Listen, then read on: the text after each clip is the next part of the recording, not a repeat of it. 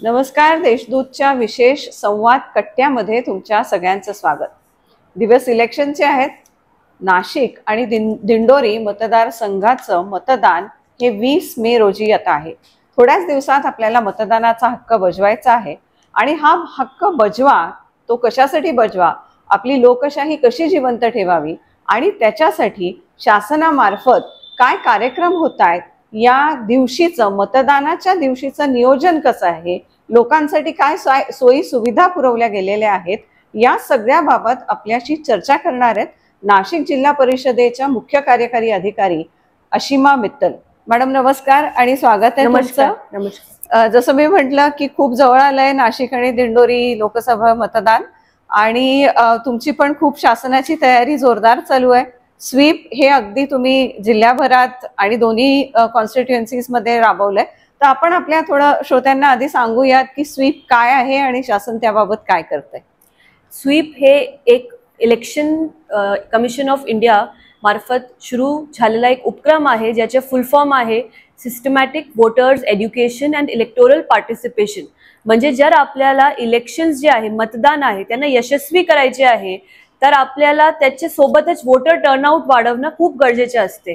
जर वोटिंगसाठी लोक आलेच नाही तर आपली जी लोकशाही आहे ते सुदृढ राहणार नाही. म्हणून स्वीप कार्यक्रम खूप महत्त्वाची ऍक्टिव्हिटी असते आणि त्याचे नोडल अधिकारी म्हणून मी काम करत आहे आणि त्याच्यासाठी आम्ही वेगवेगळी गोष्टी जे केलेली आहे ते मी आज आपल्याला सांगू इच्छिते. मॅडम, जसं तुम्ही म्हणालात की हे एज्युकेशन आणि अवेअरनेस म्हणजे लोकांमध्ये जागरूकता निर्माण करण्यासाठीचे उपक्रम, जसं आपल्याला इलेक्शन कमिशन ऑफ इंडियाने सांगितलंय त्याप्रमाणे आपण घेतात. मुळात यामध्ये तुम्ही कुठल्या घटकांपर्यंत पोहोचलात, मतदानाचा हक्क हा महत्वाचा काय हे सांगायला तुम्ही काय काय उपक्रम हाती घेतलेले आहेत? प्रत्येक गोष्टी जे शक्य आहे आमच्या हातात आहे, आम्ही प्रत्येक गोष्टी करण्याचा प्रयत्न केलेला आहे. तर मी सांगू इच्छिते की सर्वात अगोदर हे खूप महत्वाचे असते की लोकांसाठी पोलिंगच्या दिवशी पोलिंग बूथला काय सोयी सुविधा दिली गेली आहे. तर त्याच्यासाठी एक वर्ड आहे AMF, अशोर्ड मिनिमम फॅसिलिटीज. तर आम्ही खात्री केलेली आहे की प्रत्येक पोलिंग बूथला आपले जे मतदार आहे त्यांना शेड मिळाला पाहिजे. म्हणजे ऊन असणार आहे 20 मेला तर त्याच्यापासून संरक्षणसाठी शेड मिळायला पाहिजे. मग पिण्याच्या पाणी, शौचालय, समजा काही वृद्ध लोक असेल किंवा दिव्यांग लोक असेल त्यांच्यासाठी रॅम्पची फॅसिलिटी, व्हीलचेअरची सुविधा. त्याच्यासोबतच व्हॉलंटियर्स, तिथे मेडिकल टीम आम्ही प्रत्येक पोलिंग बूथला एक ठेवणार आहोत. लहान मुलं असले तर त्यांच्यासाठी अंगणवाडी ताई पण तिथे राहणार आहे. तर अशी वेगवेगळी प्रकारची सुविधा प्रत्येक पोलिंग बूथ साठी आम्ही देण्याचा प्रयत्न करत आहोत. तुम्ही जसं म्हणालात की उन्हाळा आहे आणि सध्या उन्हाचा तडका तर खूपच जोरात आहे आणि जसं तुम्ही शेड टाकणार आहात तर या उन्हाचा त्रास कोणाला होऊ नये म्हणून तुम्ही म्हणाला होता की काही तुम्ही पिण्याच्या पाण्याची सोय, काही इलेक्ट्रोलाइट्सची सोय अशी पण काही करताय? हो, त्याच्यासाठी आम्ही इलेक्ट्रोलाइट्सची सोय पण करत आहोत. त्याच्यासाठी आम्ही मेडिकल टीम जे आहे त्यांना सूचना केलेली आहे. प्रत्येक सेंटरला आपल्याला इलेक्ट्रोलाइट्स भेटणार आहे. समजा ऊन जास्त असेल, कोणाला जास्त त्रास झाला किंवा बरं वाटत नाहीये तर ते जर मेडिकल टीमकडे गेले तर त्यांना सगळी सोयी सुविधा, मेडिकलची सुविधा भेटणार आहे. आणि याच्या सोबतच आम्ही अजून बरेच ऍक्टिव्हिटीज करत आहोत लोकांना मोटिवेट करण्यासाठी. कारण आता जर आपण बघितलं शहरात जर बघितलं तर अर्बन एपॅथी म्हणजे असे लोक आहे जे एज्युकेटेड आहे, वेल सेटल्ड आहे, चांगला काम करतात, तरीही त्यांना असं वाटते की मला वोट देण्याची गरज काय आहे, म्हणजे माझ्या एक वोटने काय होणार. तर अशा लोकांना मोटिवेट करण्यासाठी आम्ही वेगवेगळी प्रकारची इनोव्हेटिव्ह ऍक्टिव्हिटीज करत आहोत. बरोबर. आणि तुम्ही म्हणाला जसं लोकांना मुळात प्रोत्साहित करायचंय, लोकांना जागरूक करायचंय की ही लोकशाही आहे ती लोकांनी लोकांसाठी लोकांच्या तर्फे दिलेली ही एक लोकशाही आहे. By the people, for the people and of the people. आणि याच्या सेटमध्ये पीपल हा घटकच सगळ्यात महत्वाचा आहे, म्हणजे लोक ही सगळ्यात महत्वाचा घटक आहे. तर या घटकापर्यंत पोहोचण्यासाठी आपण जसं म्हणालात की समाजात खूप सारे वेगवेगळे घटक आहेत, मग वेगवेगळ्या असोसिएशन्स आहेत, वयस्कर लोक आहेत, महिला आहेत, या सगळ्यापर्यंत पण तुम्ही खूप जोरात पोहोचलेला आहात, त्याच्यासाठी पण खूप प्रयत्न केलेले आहेत. ते कसे आहेत? हो, तर आम्ही प्रत्येक घटकापर्यंत पोहोचण्यासाठी वेगवेगळी असोसिएशन्स जे आहेत त्यांना रीच आउट केला. जसं आपल्याकडे सॅलॉन असोसिएशन आहे, हॉटेल असोसिएशन आहे, बँक्स असोसिएशन आहे, पेट्रोलियम असोसिएशन आहे, सिनेमाचे वेगळी असोसिएशन्स आहेत. तर त्यांच्या माध्यमातून आम्ही प्रयत्न करत आहोत. जे वृद्ध लोक आहेत त्यांची पण एक असोसिएशन आहे ज्यांच्यापर्यंत पोहोचण्याचे आम्ही आता नियोजन करत आहोत.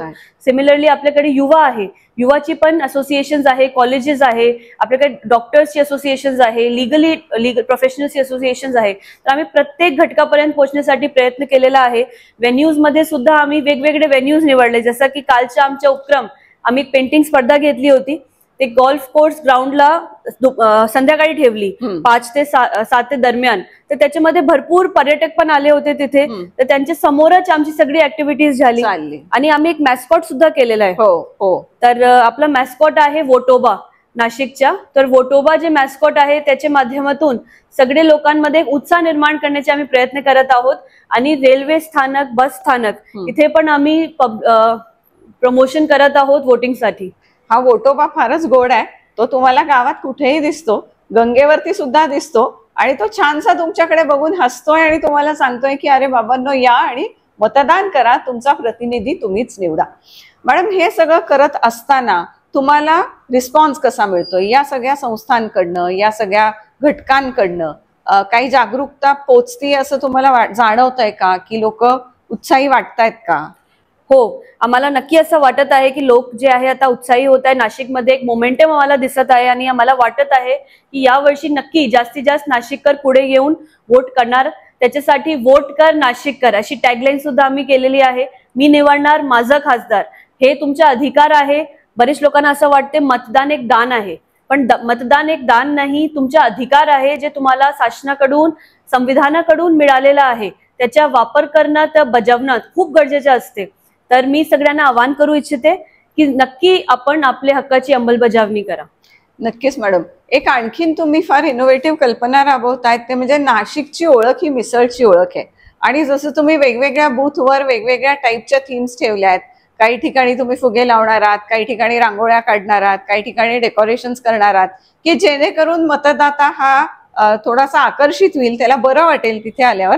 तसं एक मिसळचं पण काहीतरी गंमत करणार आहात नाही का? हो, नाशिक शहरात यावर्षी एक पोलिंग बूथला आम्ही मिसळपाव पोलिंग बूथ असा घोषित करत आहोत. तर तिथे आपल्याला मिसळपाव पण भेटेल आणि त्याच्याबद्दल माहिती पण भेटेल. आणि नाशिकसाठी मिसळपाव एक खूप विशिष्ट वेगळी गोष्टी आहे आणि त्याची ओळख, नाशिकची जी ओळख आहे ते मिसळपावशी संबंधित आहे, एक जोडलेली आहे. तर ते तसं आपण मिसळपाव बद्दल करत आहोत. तसेच मनमाडला आपण रेल्वे स्टेशन वरती एक थीम केलेला आहे. आपण निफाडला एक बर्ड सेंच्युरी वरती थीम करत आहोत. काही आदिवासी लोक जिथे राहतात, दिंडोरी, सुरगाणा, तिथे आपण आदिवासी जे लाईफस्टाईल आहे त्याच्यावरती थीम करत आहोत. तर आपण वेगवेगळ्या ठिकाणी वेगवेगळी थीम करून नवीन काहीतरी लोकांना अट्रॅक्ट करण्यासाठी, मोटिवेट करण्यासाठी अशा प्रयत्न करत आहोत. बरोबर. हे तुम्ही सांगितलं की जसं आता तुम्ही सांगितलं की अर्बन ॲपॅथी आहे, की शहरातली लोक फारशी येत नाहीत आणि ग्रामीण भागातही तुम्ही वेगवेगळे उपक्रम राबवतायत. तर एकंदरीत ग्रामीण भागाचा तुम्हाला काय फीडबॅक आलेला आहे? तिथे जसं तुम्ही म्हणाले वेगवेगळ्या कल्चर्स तुम्ही तिथे दाखवताय. ग्रामीण भागाच्या आम्हाला असं वाटतं, आम्ही जे अनालिसिस केला की जे महिला आहे, महिला वोटर्स आहे, ते बाहेर येत नाही किंवा पुढे येत नाही. जर पर्सेंटेज कम्पेअर केली तर महिलांची टक्केवारी थोडी कमी असते. तर म्हणून आम्ही काय केलं, आमची जे महिला आहे, मॅक्सिमम जे महिला आहे ते आता बचत गट मध्ये आहे. आमच्या बचत गटचे एक नेटवर्क आहे, ते खूप वाढलेला नेटवर्क आहे. तर आम्ही बचत गटांच्या माध्यमातून प्रत्येक महिलांपर्यंत पोहोचण्याचा प्रयत्न करत आहोत. आणि प्रत्येक महिला जर वोटिंगसाठी आली तर आपले जे वोटिंग टर्नआउट आहे त्याच्यामध्ये नक्की वाढ होईल मला असं वाटते. आणि त्याच्या सोबतच आम्ही महिलांसाठी मेहंदी स्पर्धा ठेवलेली आहे. म्हणजे मेहंदीमध्ये अशी गोष्ट आहे जी सगळी महिलांना कनेक्ट करते, आपली कल्चरशी निगडीत एक गोष्टी आहे आणि मेहंदी हातात टिकते पण. तर आपण मेहंदी स्पर्धा घेतली, बरीच प्रकारची स्पर्धा महिलांकरिता घेतलेली आहे. आणि अजून ग्रामीण भागासाठी आम्ही जे गोष्टी केलेली आहे, होम टू होम व्हिजिट, आम्ही आमची पूर्ण यंत्रणा लावून, आमचे जे काही अधिकारी ग्रामीण भागात राहतात त्यांना लावून प्रत्येक घरी लोकांना पाठवत आहोत आणि तिथे जनजागृती आम्ही करत आहोत. या सगळ्यामध्ये ग्रामीण भाग असो, शहरी भाग असो, इथे जनजागृती करण्याचा आणि लोकांना प्रोत्साहित करण्याचा, मतदान बजावण्यासाठी निश्चितच खूप मोठा एक एफर्ट म्हणूयात, एक प्रयत्न म्हणूयात, मॅडमतर्फे आणि त्यांच्या टीमतर्फे घेण्यात येत आहे. मात्र हे आपल्यावरती आहे, हे प्रत्येक नागरिकाचं कर्तव्य आहे, त्याची जबाबदारी आहे. जेव्हा आपण असं या शहरात राहतो, या भागात राहतो, या मतदारसंघात राहतो आणि मग म्हणतो की मला हे पाहिजे, मला शासनाने ते द्यावं, माझा हा प्रश्न आहे, माझा तो प्रश्न आहे, ती जर का अपेक्षा आपल्याला असेल की तो सोडवला गेला पाहिजे, त्याच्यासाठी मला हे सगळं मिळालं पाहिजे, तर माझं कर्तव्य सुद्धा बजावलं पाहिजे, याची जाण प्रत्येकाने राखली पाहिजे. आणि जसं आम्ही मगाशी म्हटलं, by the people, for the people, of the people, हा जो लोकशाहीचा गाभा आहे तो मात्र जिवंत ठेवायचा असेल तर मतदान करणं अतिशय गरजेचं आहे. तो हक्क आहे आणि तो बजावला पाहिजे. देशदूतच्या विविध माध्यमातून, विविध प्लॅटफॉर्मवरनं आम्ही हे सातत्याने सांगतोय की हा तुमचा हक्क आहे, तो बजावा आणि ही लोकशाही जिवंत ठेवा. आणि त्याच्यासाठी म्हणून 20 तारखेला न विसरता आपापल्या पोलिंग बूथ्सवर जाऊन मतदान नक्की करा. स्वीपच्या मार्फत मॅडमच्या अंडर त्यांच्या लिडरशिपच्या अंडर खूप मोठा मॅसिव्ह अवेअरनेस प्रोग्राम घेण्यात आलेला आहे. आतापर्यंत त्या अनेक घटकांपर्यंत, अनेक लोकांपर्यंत, शहरी, ग्रामीण भाग, महिला, वृद्ध, तरुण मतदार, नव मतदार अशा सगळ्यांपर्यंत पोहोचलेल्या आहे. त्यांची एक तळमळ दिसून येते की जास्तीत जास्त नाशिकचा आणि दिंडोरीचा हा मतदानाचा टक्का वाढला पाहिजे आणि त्याच्यासाठी लोकांनी बाहेर. पण मॅडम, एक नेहमी असा प्रश्न असतो की बऱ्याच वेळा जे तुम्ही अर्बन अपथी म्हणालात, की जे तुम्ही म्हणालात की शहरात राहणारा मतदार आहे, तर त्याला असं वाटतंय की काय करायचंय मला मतदान करून. जसं तुम्ही म्हणालात माझ्या एका मताने काय फरक पडणार आहे, जे व्हायचं ते होणारच आहे.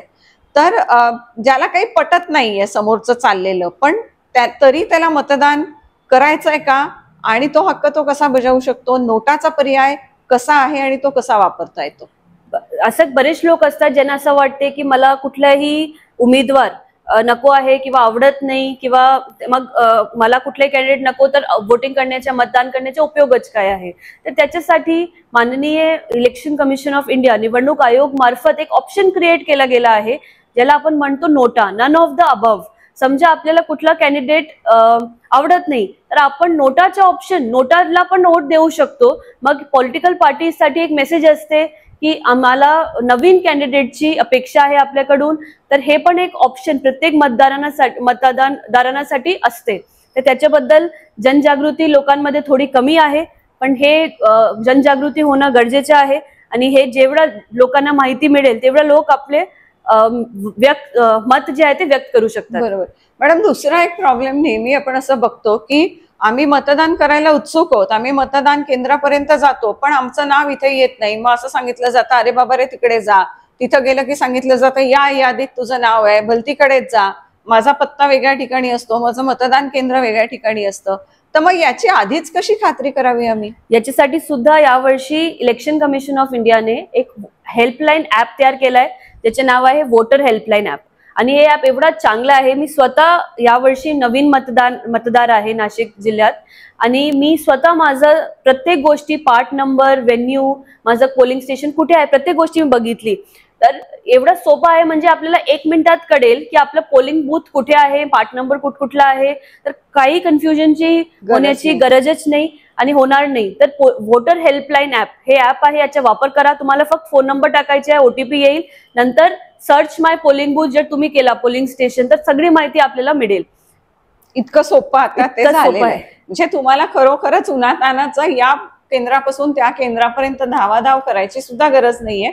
आधीच याची खात्री करून ठेवा की माझं मतदान केंद्र कुठे आलेलं आहे, माझं बूथ कुठे आहे, तिथं मी किती वेळात पोहोचणार आहे, या सगळ्याची तुम्हाला ऑनलाईन खात्री हे जे वोटर हेल्पलाईन आहे याच्यामधनं तुम्हाला मिळू शकते. आणि आता टेक्नॉलॉजी सुद्धा तुमच्या मदतीला या सगळ्यांमध्ये आलेली आहे.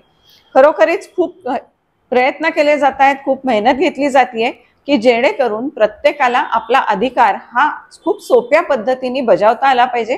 शेवटी हे सगळं जे चाललंय ते आपल्यासाठी आहे, आपल्या देशासाठी आहे आणि आपल्या लोकशाहीसाठी आहे. त्याच्यामुळे त्याचा भाग आपण होणं हे आपलं कर्तव्य आहे आणि मतदान करणं हा आपला अधिकार आहे. तो तुम्ही कराल. मोठ्या प्रमाणात नाशिककर आणि दिंडोरीचे मतदार संघातले मतदार हे मोठ्या प्रमाणात मतदान करायला निश्चित येतील.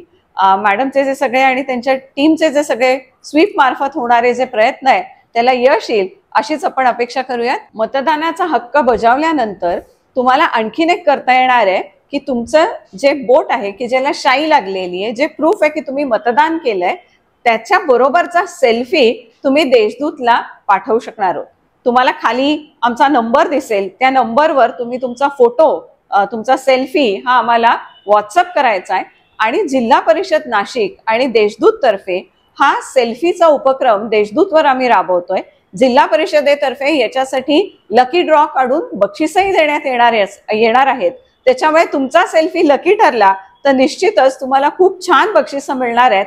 साधारण एक मोठ्या रकमेची बक्षिसं ही खूप साऱ्या लोकांना शहरी आणि ग्रामीण भागातनं हे देशदूत आणि नाशिक जिल्हा परिषदेतर्फे देण्यात येणार आहे. तर मॅडम, आपण अपील करूयात लोकांना की सेल्फी विथ युअर फिंगर पाठवा. आपली सेल्फी घ्या, selfie with vote. Selfie with vote ह्याच्या नाव आहे स्पर्धेच्या, आणि आम्हाला पाठवा. त्याची सगळी डिटेल्स देशदूत मार्फत आपल्याला भेटेल. आणि नक्की याच्यामध्ये सहभागी व्हावा आणि जी आपली लोकशाही आहे ते अजून आपल्याला सुदृढ करायची आहे आणि वोट द्यायचे आहे. धन्यवाद.